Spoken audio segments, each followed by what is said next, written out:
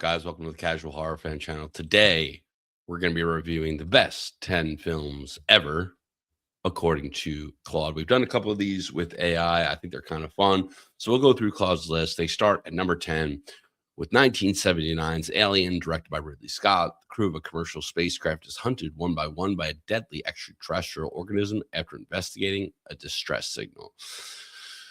I definitely think Alien is a top 10 horror movie. I actually would have it higher. I think it's easily top 5, but it certainly should be on this list. At number 9, they have Session 9, directed by Brad Anderson. An asbestos abatement crew working in an abandoned psychiatric hospital begins to unravel as the building's dark history and their own secrets surface. I see this movie on countless lists. I think I actually saw it because I found it on a list on like a must-see gem. And I mean, it's fine, but like a top 10 horror movie ever, I don't even think it's close. Like, I think it's pretty good. I don't know. To be honest, it kind of falls into like doesn't really do anything for me. Maybe I need to watch it again. Let me know if I should. At number 8, they have Get Out, 2017, directed by Jordan Peele. A young black man visiting his white girlfriend's family estate uncovers a horrifying secret about their true intentions towards him. I definitely don't think Get Out is anywhere near a top 10 horror movie. I mean, I think it could have been top 10 for 2017, maybe top 10 for like the 2010s, but it's another one that falls into like doesn't really do much for me. It's again, I've only seen it once, and it's maybe I should go back and watch it again. I just think it's a little heavy on the messaging. It's heavy-handed, and I think it's somewhat predictable. Not a huge Get Out fan. At number 7, we have The Shining from 1980, directed by Stanley Kubrick. A family becomes winter caretakers of an isolated hotel where supernatural forces and the father's unraveling sanity threaten them all. Yes, of course, The Shining should be on any top 10 list. My only gripe here is that I think it has to be top 5. At number 6, we have The Silence of the Lambs from 1991, directed by Jonathan Demme. An FBI trainee seeks the guidance of imprisoned cannibal psychiatrist Hannibal Lecter to help catch another serial killer on the loose. Yes, of course.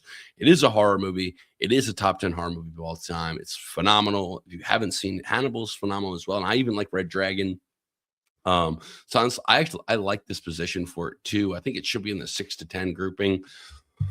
Silence of the Lambs definitely makes my list as well. At number 5, we have Jaws from 1975, directed by Steven Spielberg. The coastal town is terrorized by a massive great white shark, forcing a police chief, a scientist, and a grizzled fisherman to hunt it down. Jaws is an interesting pick. I think it should be here. It's been a really long time since I saw Jaws, though.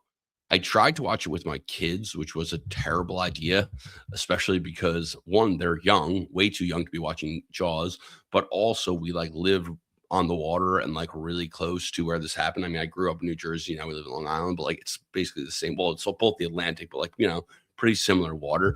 But yeah, I do think Jaws should definitely be on this list. I think especially for its time, what it did for monsters, for creature features. I mean, just like the music, the scenery, everything about Jaws. Jaws is pretty close to a perfect movie. At number 4, we have my top 2. At number 4, we have Rosemary's Baby, directed by Roman Polanski. A young pregnant woman grows increasingly suspicious that her neighbors and husband are part of a sinister cult with plans for her unborn child. I think Rosemary's Baby might be the greatest film of all time. For me with horror, it always goes back between The Shining and Rosemary's Baby. Those are like kind of my 2, right?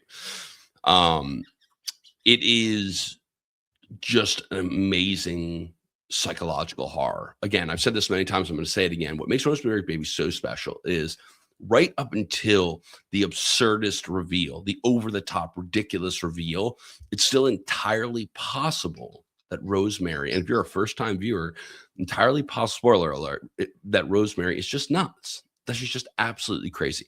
I just like also the color patterns, the way Rosemary's beauty is just sucked from her. It's stolen from her, and she's trying to gain this back, and her beauty kind of represents her essence. The hidden messaging, the occult stuff, and this is really interesting.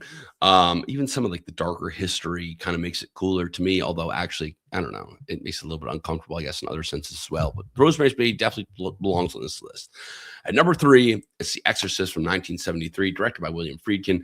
A young girl becomes possessed by a demonic entity, prompting her mother to seek help from 2 priests as the family's faith and sanity are pushed to the brink. Yes, of course, The Exorcist has to be on any formidable top 10 list. The Exorcist is amazing. It's first of all, it's just scary as hell, especially for its time. I think you need to look at it. How was it in its time? How does it hold up? In its time, it was unbearably scary. It traumatized people for literal decades.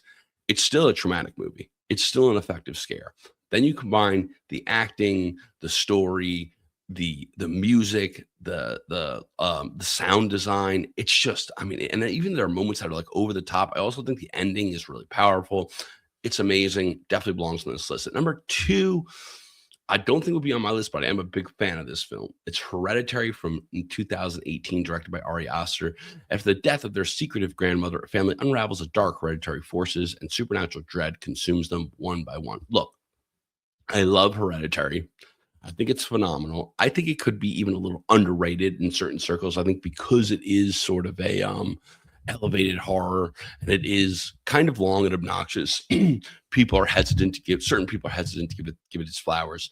It is scary as hell. It's dark. It is just fills you with dread. It's a very powerful movie. I think the ending actually amplifies the movie, but I don't think it's the second best horror film of all time. I don't even think it's close. Like if it's number 10 on this list, I'm like, okay, I could see this. I don't know where was it on my list? I'm not sure. It definitely wasn't number 2 though, if it was. I don't dislike it on the list. I just like the position. At number 1, they have The Thing from 1982, directed by John Carpenter. A research team in Antarctica is hunted by a shape-shifting alien that can perfectly imitate any living being, destroying trust among the survivors. Before I get into this, guys, if you're new here, please consider liking the video so more people see it. We're a young channel trying to grow. And if you want to see more content like this, please consider subscribing. So I've kind of gone back and forth on The Thing. There was a time, I think I recorded a video a while back where I was like, The Thing kind of sucks. The Thing doesn't suck. I think it's kind of boring at times. I think the first 20 to 30 minutes of The Thing are kind of a snooze fest. And because of that, I would have to knock it out of my top 10. However, the second hour and 10 of the movie is phenomenal. The way that they're able to capture, what is it? Like just the fear amongst them, the lack of trust, the distrust, the discord between otherwise friends, and there's no escaping it, is perfect.